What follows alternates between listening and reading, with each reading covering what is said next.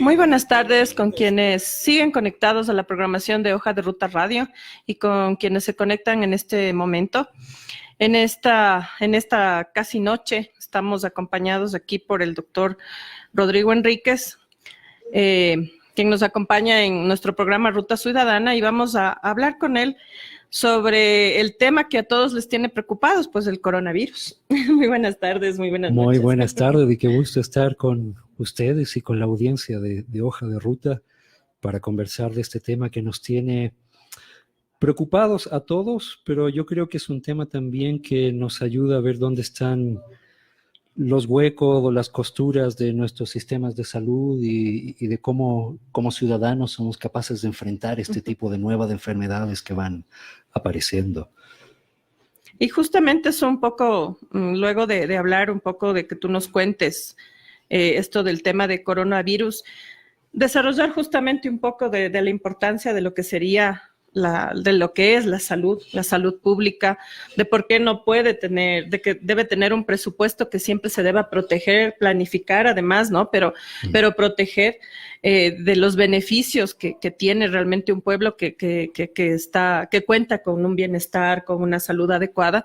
Y bueno, y que los ciudadanos, pues, ante esta indefensión que nos encontramos justamente por esta falta de políticas de salud, como ir enfrentando, ¿no? Cada vez que vienen estos nuevos virus, estas epidemias.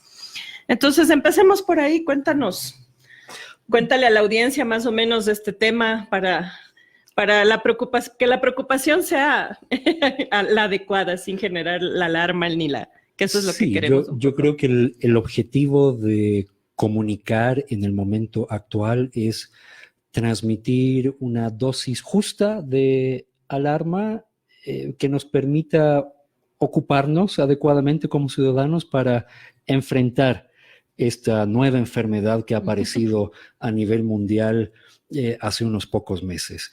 Yo creo que lo primero es explicar un poco qué se trata, qué es esto de un virus, qué es este coronavirus. Para aclarar algunos términos, normalmente hay una serie de microorganismos, seres microscópicos que cuando ingresan en nuestro cuerpo a veces podrían llegar a producir malestar o producir enfermedad. Y dentro de estos microorganismos, un grupo grande son los llamados virus. Un virus básicamente es como una especie de un paquetito de información genética que busca entrar a nuestras células, a nuestro cuerpo, para que nuestro propio cuerpo empiece a producir más copias del virus.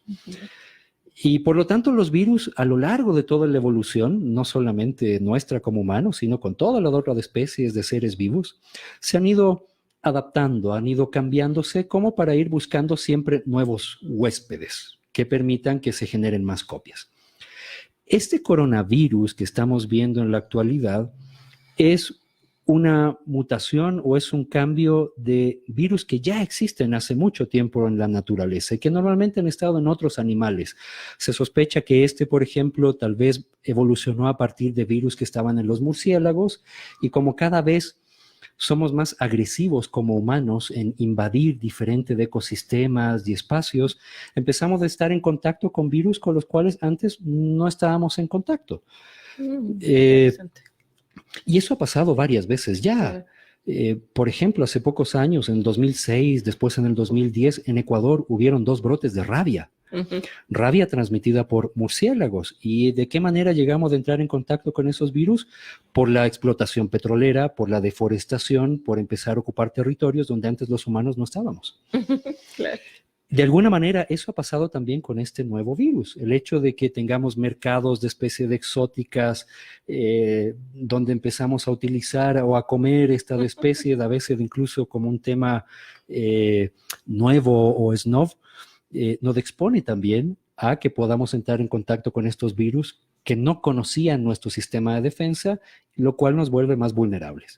Esto es lo que ha pasado en estos últimos meses. Entonces, en diciembre se detecta que hay este nuevo virus respiratorio que al ingresar a nuestro cuerpo produce inflamación de las vías respiratorias, y en donde en algunas personas puede producir una inflamación leve, como si fuera un resfriado, y en las personas más vulnerables, más débiles, quienes ya tienen enfermedades crónicas y no están bien controlados, adultos mayores de 70 o de 80 años, o personas que tienen muy deprimido su sistema de defensas o están malnutridas, es en donde pueden tener mayor gravedad de la enfermedad. Y eso es lo que hemos visto. Vemos, por ejemplo, que la mayoría de muertes que se han producido son en personas de más de 70 o más de 80 años y que generalmente ya tenían otra enfermedad.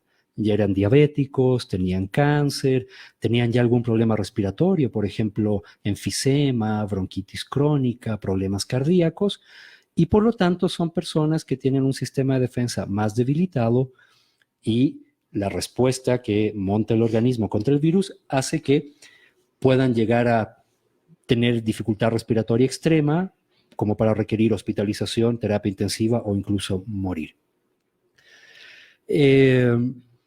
Como este es un virus nuevo, recién estamos conociéndolo, algo que ha sido muy interesante de estos 2 últimos meses es que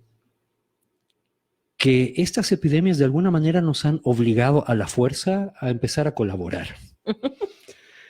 Por ejemplo, el hecho de que China en muy pocos días haya podido conocer la secuencia del virus y compartirla con toda la comunidad científica a nivel mundial para que todo el resto del mundo pueda ayudar a desarrollar tratamientos o incluso vacunas, es algo que no habíamos visto en epidemias anteriores o que si lo vimos se había demorado mucho. Claro. Lo otro que hemos visto también es que estas fronteras, estas líneas imaginarias que separan tribus que ahora llamamos países, no sirven de nada ante este tipo de amenazas. Hemos visto que en muy pocos meses pasamos de una epidemia que estaba concentrada en una provincia en China, en menos de un mes ya estaba en casi todo el territorio de China y ahora ya lo tenemos presente en más de 50 países en todo el mundo, incluido Ecuador, donde ya tenemos 13 casos oficiales confirmados. Por lo tanto, yo creo que lo que deberíamos cuestionarnos también como ciudadanos de a pie es, bueno, ¿y cómo nos organizamos nosotros para enfrentar este tipo de problemas emergentes, nuevos, y que no será la primera vez que lo enfrentemos? Así es, o sea, no va a ser el último virus que nos llegue. Definitivamente no. Entonces... Y además estamos, ¿no? Cada cierto tiempo estamos con el tema de la gripe. La gripe, por ejemplo, es una enfermedad que la gente dice solo es gripe, pero la gripe mata a mucha gente. Pero mata, por supuesto. De hecho, solo en este siglo, desde el año 2001 en adelante, hemos visto 3 epidemias por coronavirus. El SARS en el 2002, que también producía un problema respiratorio grave, que por fortuna afectó a 8,000 personas y ya se contuvo, no se extendió más. Después, casi 10 años después, volvió a aparecer otro coronavirus en el Medio Oriente, el MERS, en donde el reservorio eran los camellos y al origen probablemente también eran murciélagos. Y que era mucho más letal, es decir, de cada 100 personas que se infectaban de ese virus, se morían entre 30 a 35. La gripe, en el año 2009 vimos este cambio, esta mutación en el virus de la gripe, el famoso H1N1, que ahora ya está presente en todo el mundo. Y en donde hemos tenido que aprender a convivir. Y que además generó el mismo pánico, ¿no? O sea, generó un pánico que yo siempre aquí y le hemos dicho en otros programas, o sea, el pánico también, aunque no lo crean, pero también baja defensas, o sea, y eso de entrar en pánicos y en excesos de cosas, lo único que hace es generarnos unos niveles de estrés que también deprimen el sistema inmunológico, eso es más que comprobado, ¿no? Entonces, por eso nosotros hemos hecho un llamado a la calma, ¿no? O sea, que hay medidas, que hay cosas que se pueden hacer y como tú bien decías, ¿no? O sea, a veces amigos, yo tengo un par de amigas en el Facebook que han salido, por ejemplo, de un tema de quimioterapia. A esas yo sí les he dicho, tienen que cuidarse. ¿Por qué? Porque salen de un tratamiento, porque las dos estuvieron con un cáncer y entonces son personas en que no solo el coronavirus, Así ¿no? es. O sea, Otros virus u otras enfermedades. Les puede caer pésimo, o sea, pueden ir a parar realmente en un servicio de emergencias, llegar a una terapia intensiva. Entonces, en esos casos, ¿no? Pero desgraciadamente, y tú te debes haber dado cuenta, la información se salió, es algo así como te da el coronavirus y estás, pero, o sea, empieza la cuenta regresiva más o menos. Así es. Entonces, a mí me gusta mucho la frase de un viejo médico familiar de España que se llama Juan Gervas. Él dice, cuando enfrentamos este tipo de situaciones, en lugar de preocuparnos, lo cual nos genera estrés, ansiedad, y al final nos inmoviliza, nos impide tomar acciones, tenemos que ocuparnos.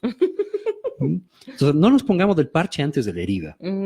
Entonces, ¿cómo nos ocupamos para estar en mejores condiciones para enfrentar no solamente la aparición de este nuevo coronavirus, sino muchas otras enfermedades que siguen viviendo con nosotros? Hay gente que sigue muriendo de dengue, hay gente que todavía se infecta de Zika, de chikungunya, todavía tenemos malnutrición y muchos otros problemas de salud. Todavía se nos mueren los guaguas por diarreas. Que no están resueltos. Se nos deshidratan y se nos mueren, o sea, por algo, que no es, digamos, que viene un virus extraño, o sea, son estas diarreas de poblaciones en condiciones insalubres totales y todo, y los niños. Así es. Y niños malnutridos, ¿no? Entonces, yo suelo decir, ¿en qué deberíamos ocuparnos? Tenemos que ocuparnos por informarnos. Tenemos que ocuparnos en educarnos, porque finalmente nosotros también somos copartícipes y quienes construimos también nuestra salud y la salud de nuestras familias y la comunidad. Exacto. Y el estar educados y el estar informados, por ejemplo, tener espacios como este, como para conversar con quienes nos oyen, nos ayuda a entender mejor el problema, y cuando uno entiende y conoce mejor el problema, adquiere más control sobre la situación. Es lo mismo que pasa con alguien que tiene diabetes. Hay que empeñarnos en que el experto primero en manejar su diabetes tiene que ser la misma persona que lo vive, para que adquiera control sobre una situación y aprenda a convivir con ella, en lugar de dejarse dominar. O lo que muchas veces hacen, ¿no?, los pacientes diabéticos, justamente por esa falta de información y por además también una alarma exagerada y por no conocer, a veces simular de pronto por 3, 4 días, no me va a pasar nada, consumen azúcar y tienen estos estados de una hiperglicemia, incluso llegar a comas diabéticos, ¿no? De acuerdo.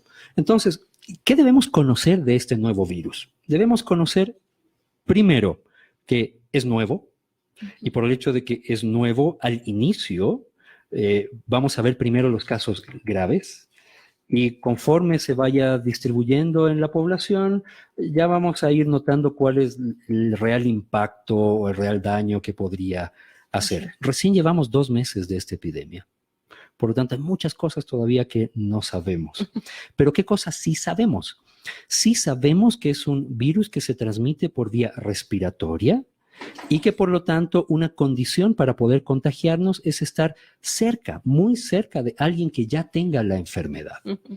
Por lo tanto, si es que tratamos en lo posible de evitar un contacto innecesario con alguna persona que pueda estar enferma, o si adoptamos precauciones tan elementales como lavarnos las manos después de saludar a alguien, después de haber llegado del trabajo o de la escuela y llegamos a casa.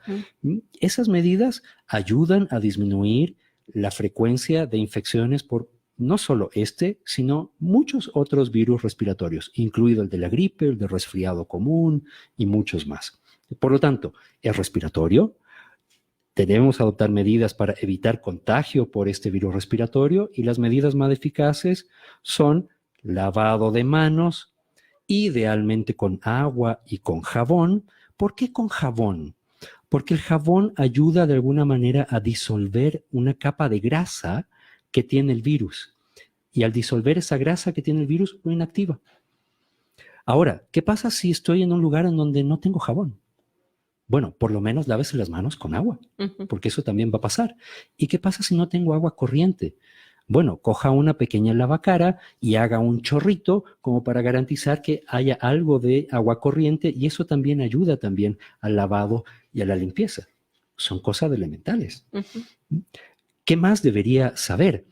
Debo saber que si afecta sobre todo a los adultos mayores y si afecta sobre todo a las personas que ya tienen otra enfermedad o que están malnutridos, como ciudadanos y como comunidad tenemos que garantizar que nuestros adultos mayores estén recibiendo las vacunas que necesiten. Pregúntese en casa, ¿conoce a alguien que tenga 60 años o más? ¿Ya se vacunó contra la neumonía? ¿Ya se vacunó contra la gripe? Las dos vacunas son gratis en el Ministerio de Salud. No tiene por qué gastar de su bolsillo innecesariamente e ir a un centro privado para vacunarse. Tiene el derecho de ir a vacunarse y que lo vacunen gratis. Eso ayuda a que si llega a infectarse con algún virus, no solo este coronavirus, sino cualquier otro, no vaya a tener como una complicación adicional una neumonía por bacterias contra las cuales sí nos podríamos proteger con una vacuna.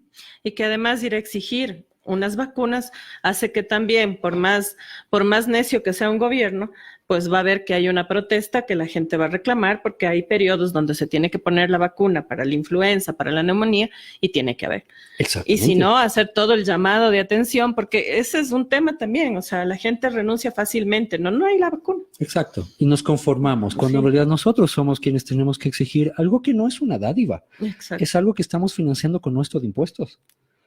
Y por lo tanto se convierte en un derecho en el cual nosotros somos copartícipes, porque yo también estoy pagando impuestos o contribuciones. Cada vez que voy a una tienda y pago el IVA por algún producto, parte de ese dinero del IVA o otro de impuestos se supone que va para financiar derechos, como por ejemplo salud y educación. Entonces, no es que dependemos totalmente de un gobierno.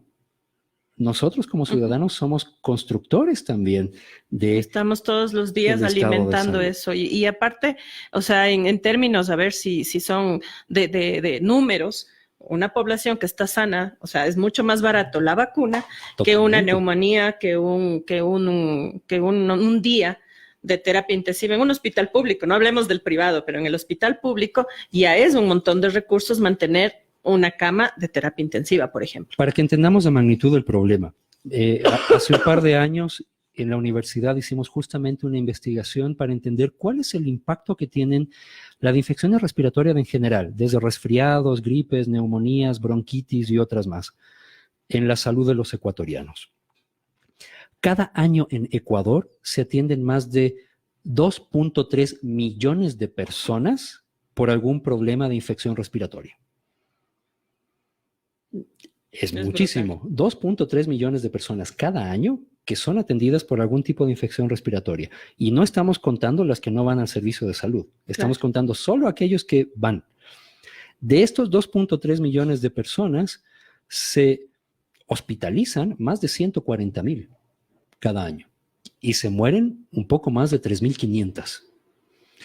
La pérdida en términos de producción económica de todas esas muertes, de toda esta atención, representa más de 140, 150 millones de dólares cada año. Y a veces estamos mendigando recursos de organismos internacionales para cubrir unos pocos millones de dólares. Para montar como ahora, ¿no? Este tema de que quieren montar la telemedicina sin tener historias clínicas digitales, sin tener un registro realmente de salud, digamos, porque tú no puedes diagnosticar por teléfono, o sea, puedes hacer seguimientos. Puedo orientar, puedo dar instrucciones, pero en algún punto voy a necesitar que haya uno o varios equipos de salud cercanos a la comunidad que sean accesibles para la comunidad. Claro.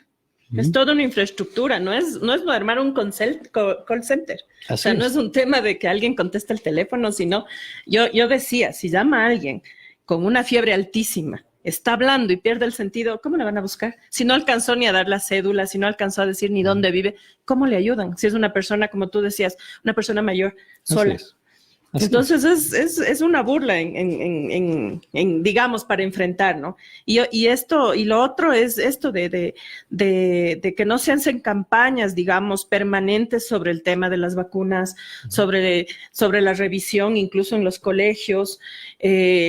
que no haya el médico, digamos, del centro de salud ocupado con un personal de salud que vaya a verificar cuántos ancianos viven, por ejemplo, en el barrio que cubre este subcentro para saber y para además decir, no, venimos a vacunar.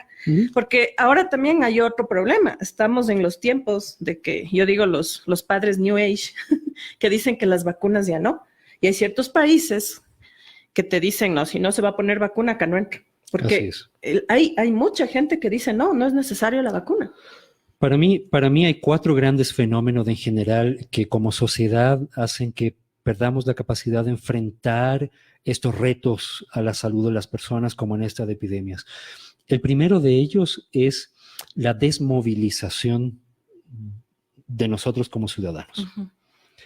En el momento en que los ciudadanos dejan de sentir que ellos son responsables, nosotros somos responsables de la salud nuestra, de nuestra familia, de nuestra comunidad, y empezamos a creer que otro tiene que venir a darnos eso, vamos a estar en peores condiciones. Lo segundo es el uso clientelar de la salud como una herramienta simplemente electoral o para ganar votos. Entonces, nos acordamos, por ejemplo, de ir a hacer visitas casa a casa justo antes de las elecciones. Nos acordamos de las campañas de vacunación o de dotar de agua potable o de construir escuelas o pintarlas justo antes de que vengan las elecciones. Mientras todo el resto del tiempo no estamos haciendo nada. A eso me refiero con este uso clientelar. Es decir, yo te doy algo a cambio porque a mí me interesa ganar algo. Lo tercero es la mercantilización de la salud. Parte de la desconfianza que se ha creado con todo el tema de las vacunas es que hay que reconocer también que hay muchos intereses comerciales detrás. Y sí, hay vacunas que son indispensables, esenciales. Por ejemplo, todas las vacunas en los niños para evitar problemas como sarampión, poliomielitis, difteria, tétanos, que ahora ya no vemos, pero que antes eran mortales. Son vacunas esenciales, tanto que podrían considerarse un derecho de los niños. Y un derecho contra el cual no deberían atentar los padres por muy snobs o seguidores de modas que sean. Pero también hay que reconocer que hay vacunas que no sirven. O hay vacunas que incluso hacen daño. Y que se promocionan simplemente por interés económico de alguna farmacéutica o de alguna industria. Hace pocos años se hizo una gran campaña contra una vacuna para dengue en Filipinas y resulta que aumentaron el número de muertes y hospitalizaciones de niños por dengue grave, después de haber administrado ya 70,000 vacunas. Y eso, por supuesto, que va generando también desconfianza. Cuando en el mercado privado una vacuna contra el virus de papiloma me la venden en $140 por dosis y a mi hija o hijo le tengo que poner 3 dosis, ¿quién tiene más de $400 de su bolsillo para vacunar? Y en cambio, cuando lo compramos como gobierno, en grandes cantidades, la vacuna cuesta 10 veces menos. Lo cual quiere decir que ahí hay un margen de lucro o de ganancia que va al bolsillo de quién. Entonces, esta mercantilización también de la salud va generando desconfianza. Pero justamente es porque también no tienes políticas serias, ¿no es cierto?, desde el gobierno o desde el Estado para este tema de la salud, porque si no hay una regulación, y me van a matar de pronto los de las farmacéuticas, pero si les pones una regulación en muchas cosas se enojan, ¿no? O sea, por ejemplo, en este mismo tiempo que estamos ahorita hablando del coronavirus, la automedicación, por ejemplo, es una cosa terrible en los virus. O sea, la gente siente gripe, a mí me ha pasado muchas veces, me he cansado de dar capacitaciones en contra de la automedicación y te llaman o me dicen, sí, es que mi hijo está mal y yo voy y le digo, ¿y qué le pasó? Sí, es que empezó con una gripecita y me fui a la farmacia. Mi vecina tenía un jarabe que le sobró, dijo que le hizo bien y le di. Entonces uno va a ver y es un antibiótico que por suerte le tuvo en la refrigeradora, porque si lo tenía por ahí, tal vez Dios no me servía libre. de nada. Pero y le di 3 días, pero no le sirvió de nada. Entonces yo me retuerzo así como, porque digo, ¿por qué si les digo? No automediquen y no todas las gripes son bacterias. Hay que darle un tiempo, hay que tener paciencia, que si hay fiebre, hay que ver cómo va reaccionando. Pero es un tema, por ejemplo, ahorita, yo veía un meme que me daba risa y que decía cierto, ¿no? En las redes sociales y decía, con todo, escupir en la calle, no taparse la boca cuando bostezas, toses o estornudas, hay que hacerlo incluso cuando no hay coronavirus. Así es. Entonces uno dice, en cuanto hablamos de educación y salud, es tan difícil que haya el Ministerio de Salud trabajando, digamos, con los niños desde los primeros años, haciendo campañas y todo para que sepan lavarse las manos, porque tampoco es un tema de Así es. ya, sino cuánto tiempo me debo lavar las manos, cuántas veces debo lavarme, o sea, en qué ocasiones, como tú decías, después de usar el baño, al llegar a casa, antes de comer.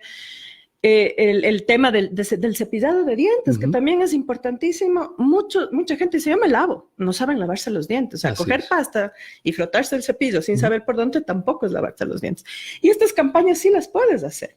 Pero eso refleja justamente que la construcción de la salud en una comunidad no depende de tener una institución que se haga cargo de la salud. Es una construcción de todos. Sí, así Porque es. yo puedo tener 10 centros de salud, pero quien finalmente va a enseñar a tu hijo o hija que se lave las manos, que se cepille los dientes, que aprenda a comer saludable, es el profesor de escuela, que a veces mal pagado, maltratado. Exacto. Son las mismas familias que a veces por estar fuera de casa para ganar lo del día a día no pueden estar educando como quisieran a sus hijos porque tienen que estar fuera de casa casi todo el día.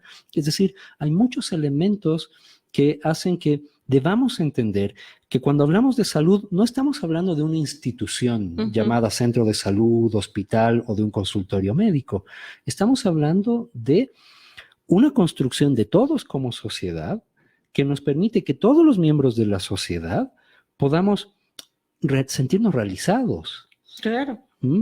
Claro, porque el bienestar, el sentirte bien también es un estado de salud. Una persona angustiada permanentemente es porque no hay trabajo, porque no tengo para llevar el pan, porque no puedo pagar la pensión de mis hijos o no alcancé el cupo de la escuela pública y ahora qué va a hacer o no los puedo cuidar cuando son muy chicos porque tengo que ir a trabajar. Así es. Es una persona propensa a estar enferma. Y por eso yo decía al inicio de esta conversación que muchas veces estas epidemias reflejan dónde están las grietas o las costuras de nuestros sistemas de salud. ¿Qué pasa en Ecuador? Tenemos un sistema de salud en donde muchas veces prima lo burocrático. Entonces, muchas veces es más importante el reporte de cuántos casos atendí hoy para que alguien después haga una estadística de eso y que al final nunca se la devuelven al médico, al servicio de salud, ni siquiera para felicitarlo o decirle estás haciendo bien las cosas. A veces pasamos más tiempo en temas burocráticos que realmente cuidando o acompañando a las personas en decisiones de salud.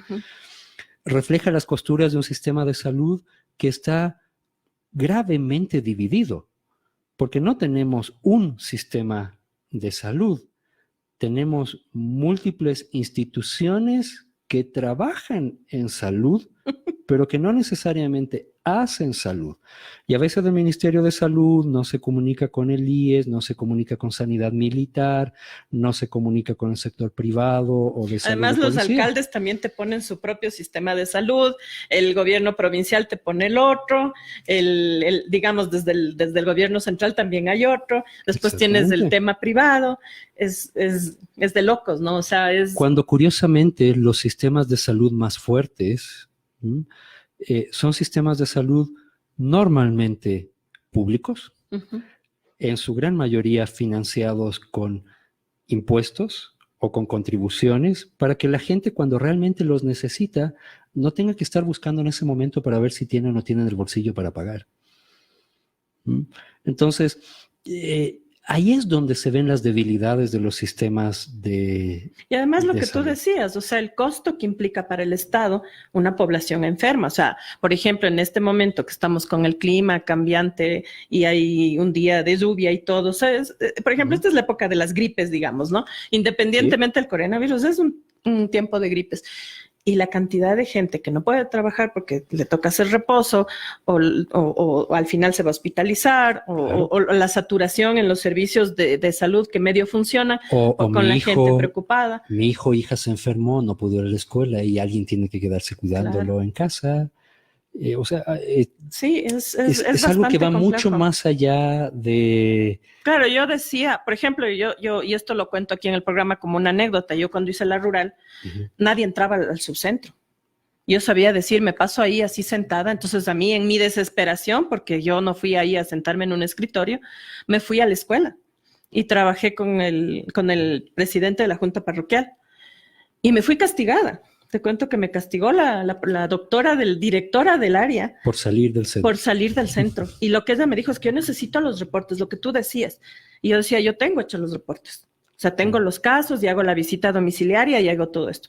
Pero en ese colegio, los niños comían pésimo, tenían, el sitio donde vendían la comida y todo, era un sitio donde vendían todas estas cosas de este arroz de colores y cosas así, había que trabajar ahí, había maltrato y abuso, porque además muchos de los niños eran hijos de migrantes, de la gente que salió, entonces se habían quedado hasta con vecinos, entonces había abuso sexual, había maltrato, había esclavitud incluso de guaguas que tenían que después de la escuela ir a trabajar y quedarse hasta altas horas de la noche trabajando y cosas de esas. Eso había que enfrentar como el médico rural. A mí me parecía eso y fui castigada, ¿no? Me obligaron a hacer la última semana en guardias en un hospital, hospital del cercano, un hospital pequeñito que había ahí. Y claro, yo le decía, pero yo no estaba, o sea, no es que había faltado. Yo llegaba, abría el centro, pero no iba nadie. Me dice, no, usted tenía que quedarse ahí. Entonces, como tú dices, o sea, quizás también haya que repensar este tema de cómo se está llevando a la salud, quizás no solo en el Ecuador, sino quizás en toda América Latina, porque es un problema serio esto de que... A nivel mundial. Yo creo que la burocratización de la atención de salud hace mucho daño, porque terminas con profesionales frustrados, quemados por la carga burocrática, terminas con una población que no es bien atendida, porque es más importante llenar el dato o el papel que escuchar realmente los problemas y solucionar los problemas de la gente. Y por eso también no podemos esperar que la respuesta siempre venga desde la autoridad de salud. Y yo creo que un mensaje clave, aprovechando este tema de coronavirus, es cada uno de nosotros en su espacio de convivencia puede hacer mucho para enfrentar no solamente este riesgo, esta amenaza del coronavirus, del cual apenas tenemos 13 casos, ojo, en el país, ¿sí? Sino también todas las otras amenazas que enfrentamos a diario para nuestra salud. Nosotros como ciudadanos podemos educarnos, nosotros como ciudadanos podemos exigir, conocer cuáles son nuestros derechos, entender también que tenemos una responsabilidad de ayudar al financiamiento. Si yo evado impuestos, si yo no pago contribuciones a la seguridad social, ¿cómo espero que también haya dinero con el cual responder a las necesidades de salud? ¿Y cómo no quiero enfermarme si yo puedo tener toda la plata del mundo? Pero el virus no está viendo billeteras tampoco, ¿no? Entonces la gente se molesta porque esta gente que no sabe lavarse las manos, claro, lo que tú decías antes, no tiene agua, no tiene jabón. Claro, entonces justo a eso iba. Entonces, por ejemplo, papá, mamá, personas que están en la comunidad, ¿cómo están las condiciones de higiene en la escuela a la cual van sus hijos? ¿Hay agua para que esos niños se puedan lavar las manos? ¿Hay jabón? Y frente a eso, por ejemplo, como tú decías, ¿qué pueden hacer los padres de familia? Quizás no pueden reunirse y ver unas tinitas donde hay agua, llenar con agua de algún lado, garantizar eso, porque es la salud de sus guaguas, ¿no? Exactamente. Y después, ir a golpear las puertas de que necesitan el agua corriente, pero, así es. Pero ir buscando alternativas. En su barrio o en su familia, ¿cuántas personas de 60 años o más todavía no han podido vacunarse?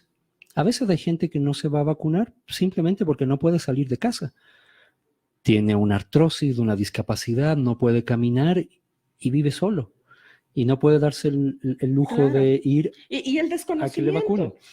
O sea, puede ser, como tú dices, una persona que sale y no tiene ni idea que ha habido vacuna está solita ahí, a lo mejor alguien les lleva hasta la comida, va por ahí alguien y le arregla su casa, pero el señor se pasa, o la señora quizás se pasa viendo novelas, no ve ni noticias, ni se ha enterado, pero es una persona que está sola. Entonces, hay otra cosa fundamental que tiene que ser un compromiso desde la ciudadanía, la solidaridad. O sea, ¿con quién vivo al lado? Y nosotros aquí justamente siempre convocamos a eso. Lo que tú decías hace un momento, en la rural muchas veces nosotros como médicos estábamos esperando en el centro de salud y paradójicamente estábamos felices del día en que no había pacientes. Lo cual es una irresponsabilidad. Ahora ya pensando en la retrospectiva, es una irresponsabilidad, porque si la gente no llega, eso no quiere decir que no está enfermando. Claro. Entonces, ¿por qué no invertir la cosa? ¿Por qué no pedirle más bien a los líderes de la comunidad, en la familia, en el barrio, que ellos hagan un censo de la gente que vive en el barrio, en la comunidad? ¿Cuántos niños, de qué edades, qué enfermedades tienen, cómo están sus vacunas, cuántas de embarazadas, cuánto de hombres, cuántas mujeres, cuánto de adultos mayores? Y llevarle eso al centro de salud. Porque si estamos esperando a que ese levantamiento de información lo haga el poco personal que hay a veces en el centro de salud, no lo vamos a lograr. ¿Por qué no como padres de organizarnos, por ejemplo, en las escuelas de nuestros hijos y tener un mapa de cómo están creciendo nuestros hijos? Ir creando redes de apoyo. Es decir, hay muchas cosas que sí podemos hacer como comunidad para organizarnos, Claro, sin tener que depender que alguien de afuera llegue a darnos una vacuna, una atención o un y lo que control de pasa salud. cuando empiezan las clases, o sea, tiene que ser, o sea, tienes que obligarles de que no van a recibir la matrícula, y este es el llamado de atención, digamos, para los ciudadanos, ¿no? Pero hay que obligarles a que no va a haber matrícula si no llevas el certificado médico, si no llevas el certificado de la visión, el oftalmológico, no hay. Y yo te digo, o sea, como madre de familia, yo he visto, ¿no? Le veo a la enfermera del colegio donde están mis hijas atrás llamando, porque no estoy hablando de un colegio público. Y no, tampoco los padres son capaces de llenar una ficha médica. O sea, les cuento hasta montones, ¿no? Entonces hay una cultura también en el tema de la salud. O sea, súper, que está a todo nivel, súper mala, porque la gente que tiene dinero también va al médico cuando se enferma. O sea, Totalmente es de súper acuerdo. difícil que tú le digas a alguien que tiene, digamos, los recursos, ¿sabe qué? Usted una vez al año por lo menos tiene que hacerse un chequeito de glucosa, de triglicéridos. Usted ya está en una edad, hasta que no está mal, hasta que no sé si se desmaya, tiene un síncope o no sé qué, no van. Y la otra también, que estamos llenos de una información también equivocada, por ejemplo, ahora con el tema de las dietas. Entonces Sí, tú ves que a definitivamente. través de las redes, entonces la gente quiere bajar de peso. Y yo a veces les decía, ¿no? Los gorditos por dentro, flacos por fuera. O sea, gente que hace unas dietas brutales, pero el rato que les haces unos exámenes encuentras glucosas altas, colesteroles altos y todo. Entonces, la cultura de salud, tanto en estratos, digamos, de poder, de mayor poder económico, no se digan en los de escaso poder adquisitivo, es una cultura inexistente. En nuestro país lo puedo decir, o sea, digamos, porque conozco un poquito más de acá, ¿no? Pero... Y quizás en el resto de los países en vías de desarrollo, como quieran llamarse, debe ser igual. O sea, tienes una cantidad de información súper errónea sobre el tema de la salud. Entonces, como tú decías, la responsabilidad también de los ciudadanos es esa. O sea, también saberse informar, también ir a preguntar, también empoderarse de su tema de la salud. Así es. Porque es un tema súper importante, ¿no? O sea, a veces tú oyes hasta en el pueblo, dice, con que no falte salud. Exacto. O sea, eso es algo así. Porque uno con salud puede trabajar, puede buscar cosas que hacer, pero sin salud, o sea, es más terrible, digamos, todavía, ¿no? Correcto. O sea, una persona sin empleo y encima afectado terriblemente de salud en condiciones de miseria. O sea, es mucho más, su pronóstico es mucho más gris, si se quiere. Y ahí hay que hacer una reflexión también con respecto al financiamiento de nuestros sistemas de salud. Yo he recibido denuncias por varios canales desde hace ya varias semanas de despidos de personal de salud, especialmente en el sector público, no solamente en Quito, en casi todo el país. Así es. Recortes muchas veces de los presupuestos o financiamiento que llega tarde.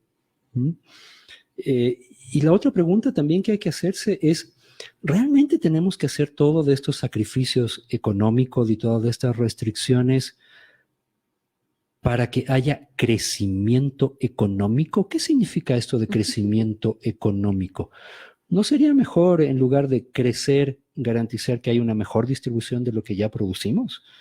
Tal vez no necesitamos crecer, tal vez necesitamos que nuestro crecimiento sea 0%, pero que lo que producimos se distribuya bien. Claro, o sea, que sea un país que haya seguridad, que sea un país donde la gente se sienta bien, no solo en tema de la seguridad de que no me asalten o no me agredan, sino en el tema de la seguridad de saber que voy a comer, de saber que si me pasa algo tengo atención médica, de que los hijos pueden estudiar, Sí, de que de ahora somos... justo conversábamos con alguien que nos decía,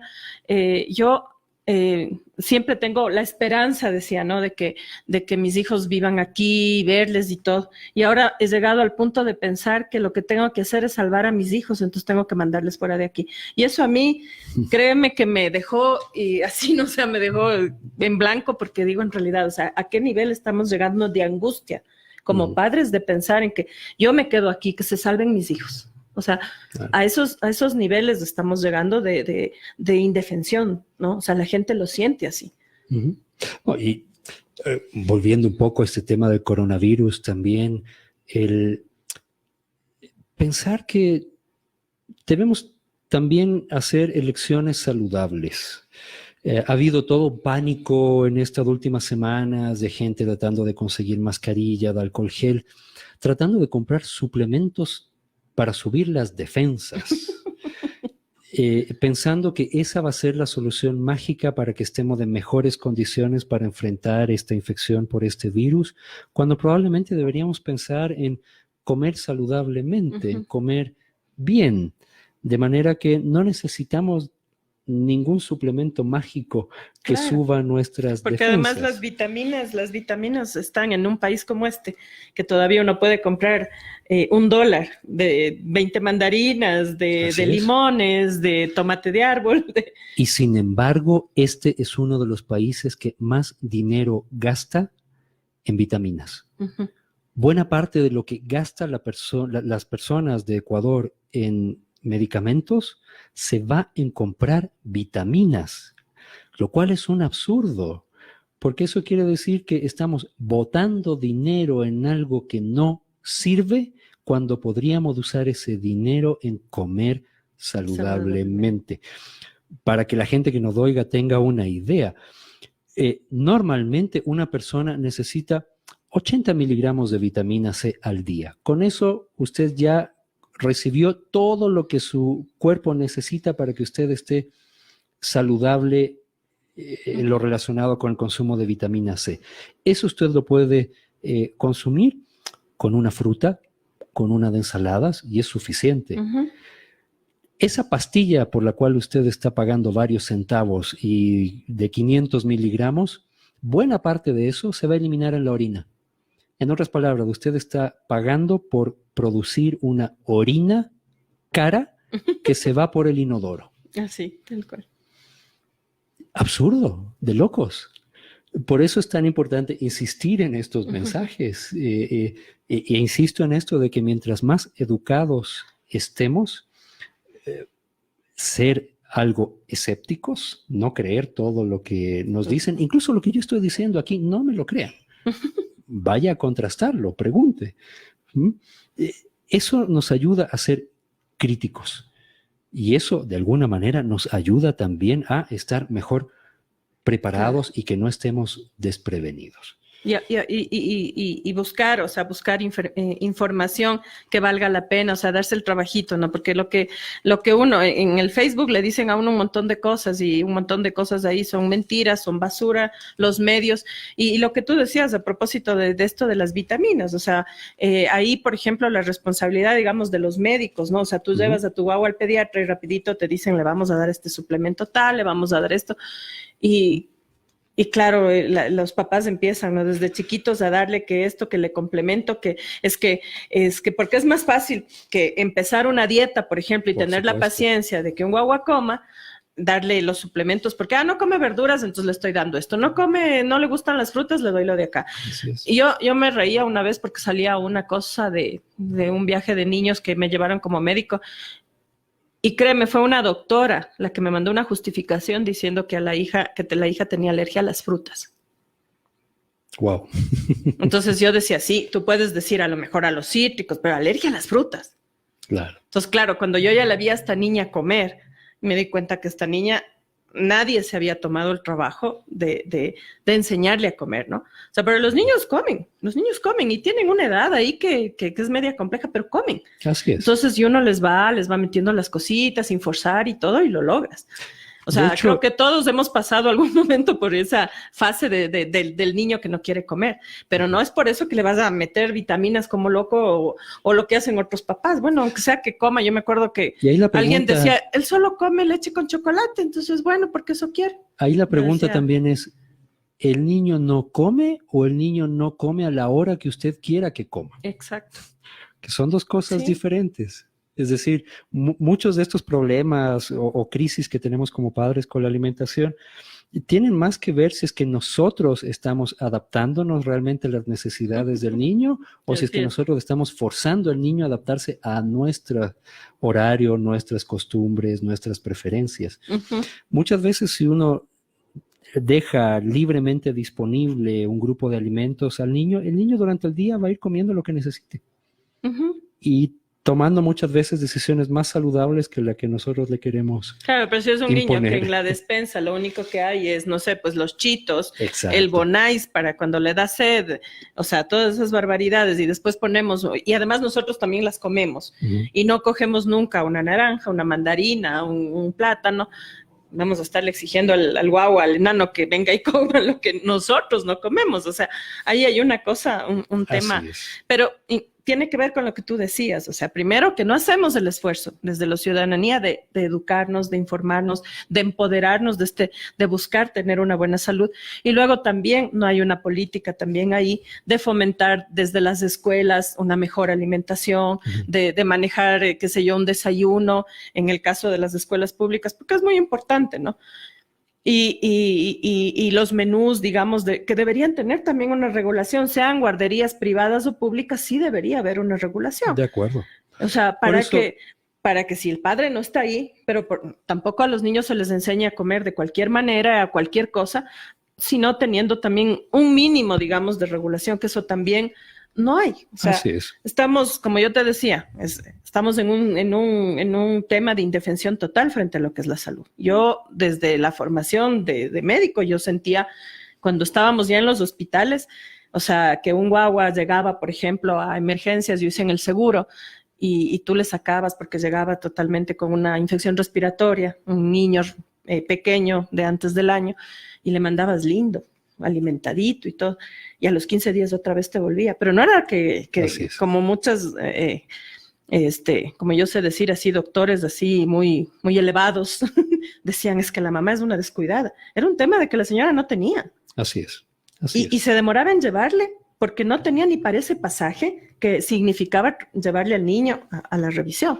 Entonces tenemos esas situaciones ahí que no podemos ser ajenos frente a eso. Pero como tú bien dices, conformarnos, negarnos ese derecho por el que pagamos permanentemente, eso es el llamado de atención que tenemos que hacer a los ciudadanos. Hay que exigir que haya planes de vacuna, hay que exigir que funcionen los subcentros, hay que exigir que haya salas de emergencia, además equipadas para dar la atención que se merecen y que haya esta educación, campañas permanentes para los padres, para los niños, trabajar en conjunto, digamos, el Ministerio de Salud, el Ministerio de Educación. Así es. Teniendo una visión de que un pueblo educado y sano, que no es algo trillado, que no es retórica, pero que es real, realmente es un pueblo que puede caminar. Y quizás no ese crecimiento tan anhelado, pero como tú decías, a vivir todos mejor.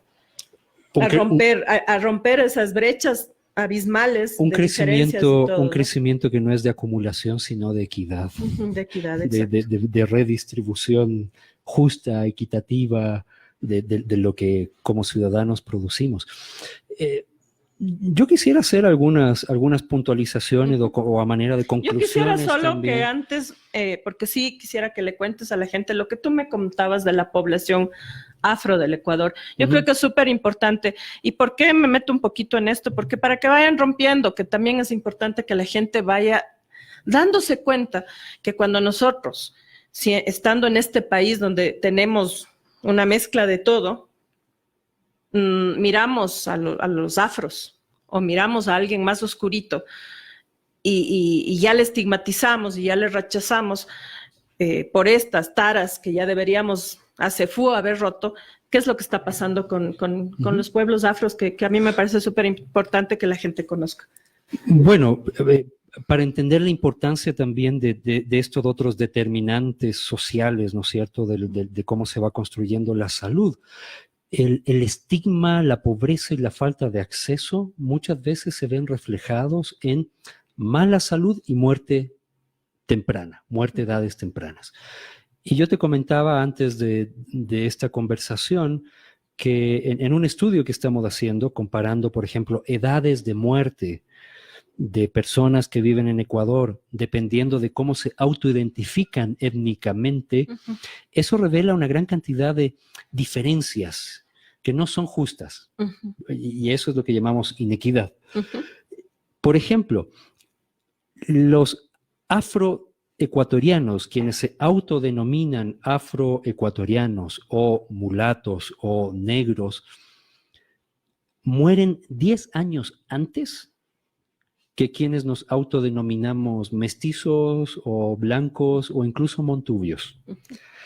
Tal es así que en algunas de enfermedades el promedio de edad a la cual se mueren las personas que se autodenominan afroecuatorianos puede ser 65 años, mientras que alguien que se autodenomina blanco puede estar muriendo en promedio a los 81 o incluso 86 años de edad. Ese del vacío, esa es la brecha. ¿Y eso qué refleja? Eso no refleja un problema de diferencias biológicas, de diferencias constitucionales. Refleja falta de acceso a servicios de salud, refleja exclusión, refleja pobreza, refleja discriminación. Y esas son cosas de las cuales muchas veces no hablamos. Y que además la gente cree que no tienen nada que ver con la salud, ¿no? Y al contrario, tienen todo que ver. Claro, todo, ¿sí? Absolutamente. Así que, bueno, a propósito de este tema del coronavirus, hemos hablado de un montón de otras cosas, pero yo creo que a la larga todas están conectadas. ¿Por qué? Porque, primero, no podemos como ciudadanos esperar que otros vengan a resolvernos los problemas. Es decir, si esperamos que un burócrata venga a resolvernos del problema para evitar que nos vayamos a contagiar de coronavirus, eso no va a pasar. Si es que nosotros no nos organizamos también y empezamos a hacer cosas que están en nuestro campo de acción. Y hemos dicho varias de ellas, ¿no es cierto? Primero, hacer un diagnóstico de qué está pasando en nuestras familias o en nuestra comunidad. ¿Cómo están de salud nuestros hijos? ¿Cómo estamos de salud nosotros, nuestros padres, por ejemplo, o abuelos? Segundo, conocer los derechos que tenemos. Nuestros hijos tienen derecho a recibir, por ejemplo, un plan de vacunas que es gratuito y por el cual todos pagamos. Si no ha llevado a sus hijos a vacunarse, llévelos. Y si usted identifica que en su comunidad hay niños que no han podido vacunarse, avise. Normalmente los centros de salud van a estar gustosos también de ir a vacunar, porque a ellos también lo devalúan por el número de vacunas que dan. Así que hay una situación de ganar-ganar. Lo otro también es, hay ciertas condiciones de higiene y de salud que nosotros también podemos ayudar a construir. Si en su barrio no hay agua corriente, por no decir potable, que es lo que uno debería exigir, eso no va a llegar solo. Y eso no va a llegar mientras esa comunidad esté sentada esperando a que alguien se acuerde de ellos. Implica que esa comunidad tiene que organizarse para exigir o contribuir también para que llegue. Para eso hay mingas, ¿no? Cosas como, ¿en qué condiciones van a la escuela nuestros niños o a la guardería nuestros niños? ¿Son condiciones de salubridad adecuada? ¿Qué podemos hacer nosotros? Hay que ir a pintar la escuela, hay que ir a ayudar a barrer, hay que ir a ayudar a eliminar adecuadamente la basura, hay que hacer una minga para enseñar a nuestros hijos cómo lavarse las manos, exacto, cómo taparse la nariz, la boca para toser, para estornudar. Yo no puedo esperar a que llegue alguien que está sentado en un consultorio y enseñarme eso. Es parte también de nuestra responsabilidad. Por eso yo decía desde el inicio, en lugar de preocuparnos de cuántos muertos hay por el coronavirus, cuántos casos hay por el coronavirus, deberíamos preocuparnos de esas cosas que deberíamos tener para nuestra salud y no tenemos. Y que además son permanentes, ¿no? Que no se activan solo cuando hay una epidemia o cuando nos amenaza un virus, ¿no?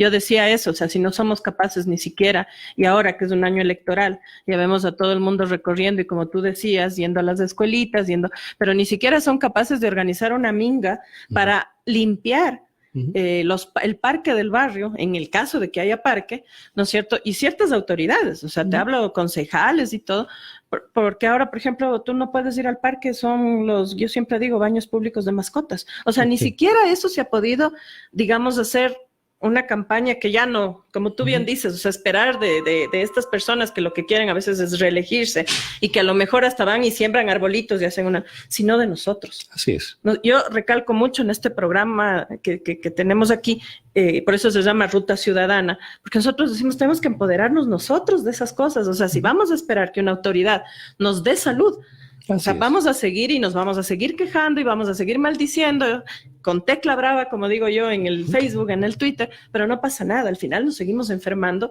y además nos enfermamos hasta de las iras porque no se resuelven las cosas. Así es, así es. Y el caso paradigmático, el mejor ejemplo del tema del dengue.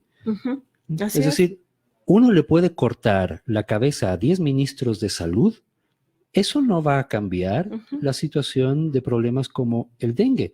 Mientras los municipios sigan permitiendo u obligando a la gente a que tenga que construir casa de medio de un charco, que se inunda cada vez que viene la temporada de lluvias, vamos a seguir teniendo problemas de dengue. Mientras la ciudadanía esté esperando, por ejemplo, que llegue alguien a limpiarle el agua encharcada o emposada o a darle botando el agua de las llantas que dejan allí en el patio como nos vamos como a seguir adorno. Enfermando. Claro. Entonces, también tenemos que pensar que nuestra salud no depende de que haya un hospital, un consultorio o un grupo de profesionales de salud, depende en buena medida de qué somos capaces de construir nosotros como ciudadanos y como colectivo.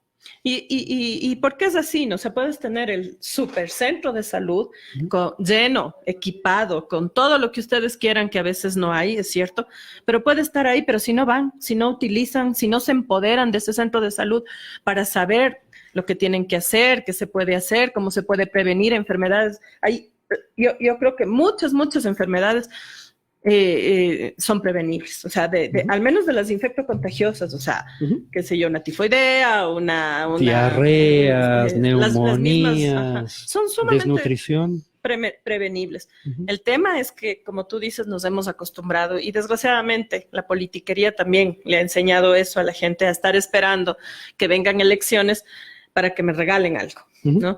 Y los gobiernos también hacen este papelito de, como yo digo, de Santa Claus, que vienen y dan el regalito cuando realmente son derechos. Y entonces empoderarse de eso, del tema de la salud y educación sobre todo, es súper importante. Ahora conversábamos sobre este tema de que se quiere hacer una universidad, darles una universidad a la policía. Entonces nosotros, ahí tú te pones a ver, entonces vamos a hacer universidad para la policía, universidad para los veganos, universidad para los bomberos, universidad. O sea, el sistema de educación tiene que ser único. Y seguimos despilfarrando, además que hay una cosa de austeridad, entonces tú dices, ¿y universidad? O sea, ¿por qué no fortalecemos la universidad pública? Claro. Y los padres de familia frente a eso, o sea, los que tienen a los hijos, ¿dónde están? Yo les digo, ¿dónde están? O sea, dejamos y nos sentamos a quedarnos, a que otra vez tengamos universidades de garage, a que la excelencia académica que debe tener la universidad vuelva a ser elitista o vuelva a ser inalcanzable en porque te reducen el cupo en la universidad pública, o peleamos por una educación de calidad para toditos. Así es. Con la misma línea de partido. Y eso pasa también en la salud. O sea, no se pueden crear distintos centros y distintas cosas, y puede haber, de hecho, cosas geniales en temas de salud, pero si nosotros no vamos también y no los usamos y no los cuidamos también, o sea, estamos, digamos, contribuyendo también a esto que tú decías, a estos sistemas clienterales, a esto de solo en elecciones nomás me vienen a dejar el regalito. Capaz que ahora les van a dejar hasta mascarillas y alcoholcito con la foto del candidato, ¿no? Bueno, ya estamos viendo ahí que hay planes de distribuir vitaminas para subir las defensas en alguna alcaldía en este país, cuando probablemente hay gente todavía que no tiene que comer, no tiene trabajo, no tiene agua potable, no tiene letrina siquiera. Y ojo, ¿no? Que las vitaminas no solucionan la desnutrición, por si acaso. Que eso les Así quede es. claro y eso cuéntenlo por ahí. Así es. Pues, Rodrigo, yo te agradezco mucho que te hayas dado tiempo de venir. Podríamos estar semanas hablando de estos temas. Queremos comprometerte a que vuelvas, porque a mí me parece súper importante. Yo creo que en tema de salud y educación son temas pendientes, digamos. Hay mucho que decir, mucho que hablar, informar a la gente, hacerle conocer. Y pues bueno, te comprometo que cuando tengas un tiempito nos acompañes de nuevo para hablar de los distintos temas, sobre todo de salud, que es el ramo en el que tú estás. Y pues bueno, como ciudadano, si quieres también algún momento venir y debatir sobre lo que está pasando, también con gusto. Las puertas aquí de Hoja de Ruta abiertas. A las órdenes. Y gracias por la invitación. Gracias a ti, gracias a todos o a toda esa audiencia. Hemos tenido una muy buena audiencia en este programa. Agradecer a estos emprendimientos que son emprendimientos populares impresionantes, chéveres, como el Café Francesca, café de INTAG, espuma antibacterial, que antes del coronavirus ya la estábamos promocionando, pero que en estos momentos es recomendable. No, y es un buen sustituto cuando uno está en un lugar en el cual no tiene agua para lavarse las manos. O sea, una persona que tiene que moverse varias veces al día, por ejemplo, en transporte público y no encuentra un lugar como para lavarse las manos, ese tipo de espuma, de antibacteriales, etcétera, son una excelente alternativa. Y el té de hojas de guanábana jaica. Muchas gracias a Cecita en los controles y no se despeguen de Hoja de Ruta, que ya viene el editorial en un ratito más. Muchas gracias, una buena